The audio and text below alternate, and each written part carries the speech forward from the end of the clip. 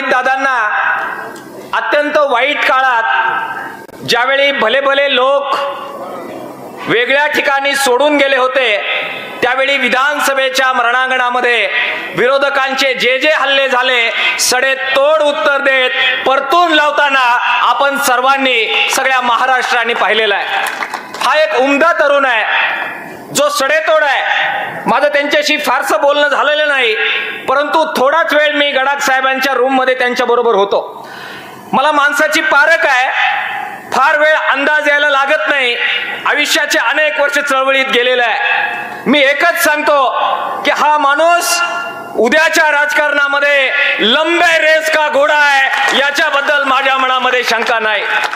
आले किती गेले किती, परंतु जे टिकून राहतात, सिद्धांतावर पक्के राहतात, आपलं उद्दिष्ट काय आहे याच्याबद्दल ज्यांच्या मनामध्ये शंका राहत नाही तेच लोक इतिहास घडवतात। शरद पवारांच्या मागे रोहित पवार इतिहास घडवतील अशी आशा आम्ही सर्व अकोलेवासीय नक्की बाळगू शकतो। हा विश्वास मला त्यांच्याबद्दल आहे। ते आज एका दुसऱ्या युवकाची बाजू घेण्यासाठी आलेले आहेत। अमितराव भांगरेंची बाजू घ्यायला आलेले आहेत। अमितरावांना आपण गेले काही दिवस भाषणांमधून ऐकतोय। आताही मी त्यांचं भाषण ऐकलं आणि संबंध तालुक्यात जे फिरतायत त्यावेळी मी त्यांचं फार बारकाईनं भाषण ऐकतोय। हा माणूस एका सुसंस्कृत कुटुंबातून आलाय याची साक्ष त्याची मांडणी आणि त्याने वापरलेले सगळे शब्द आपल्याला देत असतात। मी इतरही आमच्या नेत्यांची भाषणं ऐकतोय, आमच्या मित्रांची भाषणं ऐकतोय, पण इतक्या सगळ्या रणधुमाळीमध्ये अनेक आरोप होत असताना सुद्धा अमितरावांकडून अद्याप तरी एकही वाईट शब्द गेलेला मी या संबंध प्रचार मोहिमेत ऐकलेला नाही। ते वारंवार असं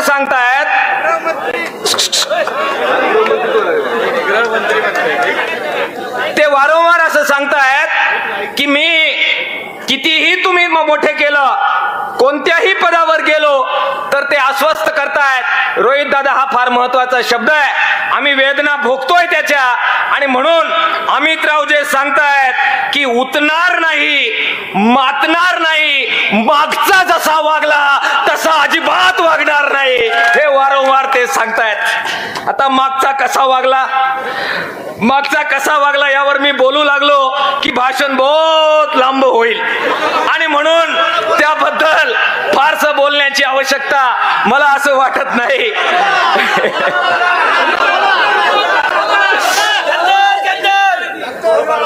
मित्रांनो, हा जो आढळेचा खोरा आहे हा खोरा सुसंस्कृत लोकांचा, लढाऊ लोकांचा खोरा आहे। ज्या देवठांमध्ये मी उभा आहे त्या देवठांच्या खोऱ्यामध्ये अमृतबाई मेहता आणि सकृबुदा मेघाळांचं नाव घेतल्याशिवाय मला माझं भाषण सुरू करता येणार नाही। जी आढळामाई वाहते हा सगळा परिसर सुखी संपन्न करते, ते आढळाचं धरण बांधण्यासाठी या अमृतबाई मेहता, कम्युनिस्ट पार्टीचे अनेक नेते, आमचे सर्व समाजवादी कार्यकर्त्यांनी जीवाचं रान केलेलं तुम्ही आम्ही पाहिलेलं आहे। या आढळ्याच्या खोऱ्यामध्ये ते खिरवीर, त्या खिरविऱ्यामध्ये हेच मुरली मास्तर नवले, हेच आमचे गोपाळा धोंडू भांगरे, हेच आमचे असंख्य सेनानी त्या सावकाराला जाऊन जा विचारतात, त्याच्या घरात घुसतात, त्याच्या घरातल्या आमच्याला बंधन टाकणाऱ्या वह्या बाजूला काढतात आणि सावकारशाहीतून या सगळ्या परिसराला मुक्त करण्यासाठी क्रांतिकारी लढा देतात। असा हा आढळेचा खोरा आहे। कॉम्रेड कारभारी उगलेंचं मी नाव घेतलं, विडी कामगार गावागावामध्ये, घराघरामध्ये असणारा हा खोरा आहे। त्या संबंध चळवळीमध्ये भाग घेतलेला हा खोरा आहे। त्यामुळे हा खोरा व्यक्तीवर भाळून नव्हे, हा खोरा किती कोण शँटिंग मध्ये भाषण करताय त्याच्यावर भाळून नव्हे, विचारावर श्रद्धा असणारा हा खोरा आहे, श्रद्धा ठेवणारा हा खोरा आहे। हा खोरा गद्दारांचा नाही, खुद्दारांचा हा खोरा आहे, आणि म्हणून खुद्दार जे आहे त्या खुद्दारांच्या मागे हा खोरा उभा राहील याबद्दल माझ्या मनामध्ये शंका नाही। माझ्या भावांनो आणि बहिणींनो, विजनच्या बाबत आमचे मित्र अमित दादा मानतायत की आढळा बारमाही करण्याचं मोठं स्वप्न तुम्ही आम्ही सगळेजण बाळगून आहोत. फार काम करण्याची आवश्यकता नव्हती. आमच्या छत्रपती शिवाजी महाराजांचे पदस्पर्श जिथे झाला त्या गड किल्ल्याच्या पायथ्याला थोडासा बंधारा बांधला तर 50 TMC बीजे साहेब पाणी, 50 MCFT पाणी या आढळेच्या खोऱ्यामध्ये अगदी सहज वळू शकतं. वरचा जो वळण बंधारा आहे जो फुटून गेला, डागडुजी केली आणि काही शेतकऱ्यांचं पुनर्वसन जर आपण करू शकलो तर किमान 200 MCFT पाणी या खोऱ्यामध्ये वळवता येऊ शकतं. हा कमी पावसाचा जो खोरा आहे याच्यामध्ये ठिकठिकाणी बादबंदिस्ती केली, गाळ उपसले, आढळा धरणातला सुद्धा गाळ उपसून अधिक त्याचं जर साठवण क्षमता वाढवली तर हा परिसर आज शेतकऱ्यांच्या कष्टाने बागायती केलाय. अधिक पाणी आलं तर अधिक उत्पन्न या सगळ्या खोऱ्यामध्ये येऊ शकतं. मात्र आमचे मित्र म्हणतात की मी कोण आहे, गर्व किती असावा. अरे लोकशाहीमध्ये आपण राहतो ना, गर्व किती असावा. ते आणि त्यांचे मित्र त्यांना म्हणतात ते कार्यसम्राट आहेत. कार्यसम्राट भाऊ, या आढळेच्या खोऱ्यामध्ये 4 JCP लावून हे खोरं पाण्याने संपन्न करण्यासाठीच जे कार्य करायला पाहिजे, सम्राट दादा तुला 5 वर्षामध्ये हे का सुचलं नाही हे मला तुला विचारायचं आहे. या खोऱ्यात मोठं दुधाचं आंदोलन झालं, बाकीच्या खोऱ्यात सुद्धा झालं. एक वर्षभर संबंध प्रदेशामध्ये 34 रुपयाचा दुधाचा भाव 24 रुपयावर गेला. लाडली बहीणचे 1,500 रुपये देता. अरे आमच्याच घामाचे उपकार करत नाही, दिले पाहिजे आम्ही घेणार. परंतु दुसऱ्या बाजूला प्रति लिटर 10 रुपयाचा तोटा दररोज. तुम्ही हिशोब सांगितला, लाडली बहीणचे किती येणार, दिवसाला 50 रुपये येणार. आणि आमचं 10 लिटर दूध घालणारा छोटा शेतकरी 10 रुपयाचा रोज तोटा. किती झाले, 10 लिटर मागे 10 रुपयाचा तोटा. प्रति लिटर 100 रुपये हे प्रति दिवसाचा तोटा. 365 दिवस कमी दर घेतलाय.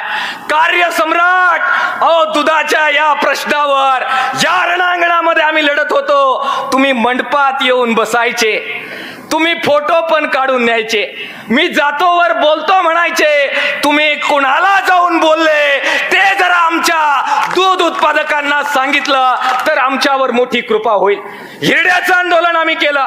सबंध आदिवासी पट्ट्यात हिरडा उत्पादक शेतकऱ्याचा मुद्दा होता. आमचे सदाशिव साबळे, नामदेव भांगरे, एकनाथ मेंगाळ त्याच राजूरमध्ये 8 दिवस बसले. मागणी काय होती, मागणी काय होती, अरे जो हिरडा गोळा करायला माझी आदिवासी माऊले झाडाच्या शेंड्यावर जाते, अरे पडली, तुकडा पडला हाताचा तर परत उठत नाही, जीवावर उदार होऊन तो हिरडा गोळा करते. तिला रास्त भाव मिळावा यासाठी लाल बावटा लढला, किसान सभा लढली, तुझ्या बंगल्याच्या दाराला खेटून मंडप पडला. 7 दिवस आम्ही राहिलो. कार्यसम्राट भाऊ, या हिरडा उत्पादक शेतकऱ्याचं म्हणणं काय हे मंडपात येऊन विचारायला सुद्धा तुला वेळ मिळाला नाही. या वेदना आणि दुःख हिरडा उत्पादक शेतकऱ्यांच्या मनात आहे. पेसा कायद्याचं काय झालं, तुम्ही आम्ही साक्षीदार आहात. पेसाच्या अंतर्गत जी भरती होती त्याच्यासाठी आदिवासी विद्यार्थी नाशिकच्या रणांगणात उतरले. मला आठवतंय कॉम्रेड जीवा पांडू गावित, मला आठवतंय आमचे इतर कम्युनिस्ट नेते, राष्ट्रवादीचे नेते त्या पेसा विद्यार्थ्यांच्या मागे ठामपणाने उभे राहिले.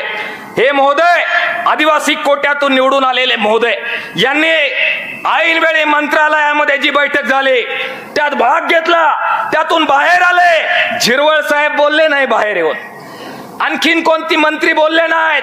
हे महोदय होते जे बाहेर येऊन पेसाबद्दल बोलले, प्रश्न सुटला म्हणून बोलले.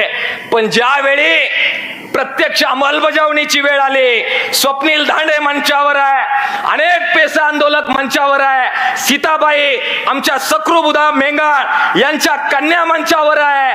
काय झालं सुमनताई? मिळाला न्याय पेसा विद्यार्थ्यांना, सतीशराव मिळाला न्याय. गद्दारी गद्दारी फक्त पवार साहेबांना सोडण्यात नाहीये, जुबा जुबा पे गद्दारी और कदम कदम पे गद्दारी तुम्ही आम्ही सगळे भोगतो आहोत. हे दुर्दैव आहे मित्रांनो. आपल्याला रोहित दादांना ऐकायचं आहे. आम्ही बोलत आलोय, बोलत राहणार आहोत. आमचे मित्र म्हणतात आम्ही काम करत आलोय, करत राहणार. अरे आम्ही पक्ष बदलत आलो, पक्ष बदलत राहणार.